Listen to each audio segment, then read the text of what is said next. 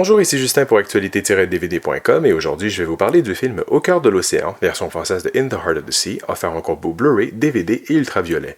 Réalisé par Ron Howard, le film met en vedette Chris Hemsworth, Benjamin Walker, Cillian Murphy, Tom Holland, Ben Whishaw et Brendan Gleeson.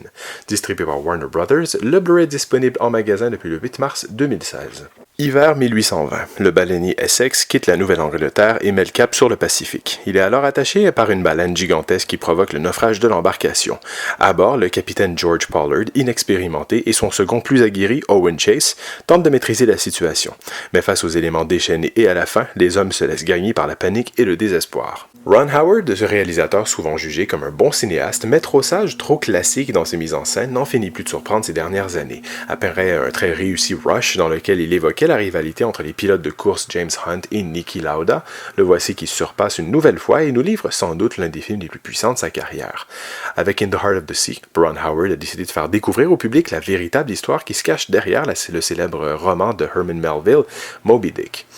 Nouvelle histoire de rivalité entre un second expérimenté à qui on refuse toujours le poste de capitaine et un homme de bonne famille qui accède à ce titre sans avoir fait encore ses preuves. In the Heart of the Sea impressionne par la minutie de la reconstitution, le formidable rendu du chaos, des épreuves qu'endurent navire et équipage et l'émotion qui se dégage au final. Jamais cliché, toujours sous tension, ce récit à mi-chemin entre Master and Commander, The Far Side of the World et The Perfect Storm ne ressort de l'océan que pour mieux occulter les pires atrocités auxquelles les marins sont confrontés. Immersif par moments grâce à des plans habiles ou vertigineux proches des cordages, des pieds des marins ou de la massive ancre, la mise en scène alterne judicieusement entre ampleur et intime. Le film aurait d'ailleurs pu être un sérieux candidat dans la course aux derniers Oscars pour ses prouesses techniques ainsi que pour ses englobants effets visuels et sonores.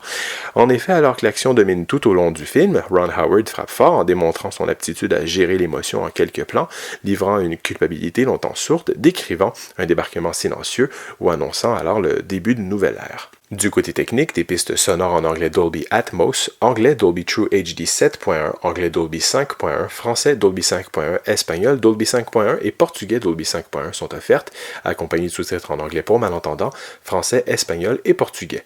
L'image est présentée en format panoramique 1.78. Pour les suppléments, on vous suggère tout d'abord Ron Howard, Captain's Log, où l'on est amené à assister à diverses étapes de la création du film. Chase and Pollard, A Man of Means and a Man of Courage, se penche sur la vie des vrais Owen Chase et George Pollard. Ensuite, The Hard Life of a Whale se concentre sur les chasseurs de baleines et les acteurs qui les incarnent. Whale Tales, Melville's Untold Story, démontre les nombreuses inspirations qui ont mené à la rédaction de Moby Dick. Commanding the Heart of the Sea discute des effets spéciaux du film.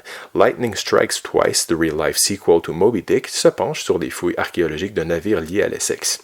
Island Montage nous montre des images du tournage sur une île, puis des scènes coupées ou bien allongées viennent clore cette belle sélection de suppléments. Effets spéciaux subjugants, gros sons percutants, photographies comme ouatées dans la chaleur du soleil ou la brume d'un rivage, crudité d'un dépeçage d'une baleine, tension d'un harponnage, le quotidien du baleinier Essex semble rendu à merveille.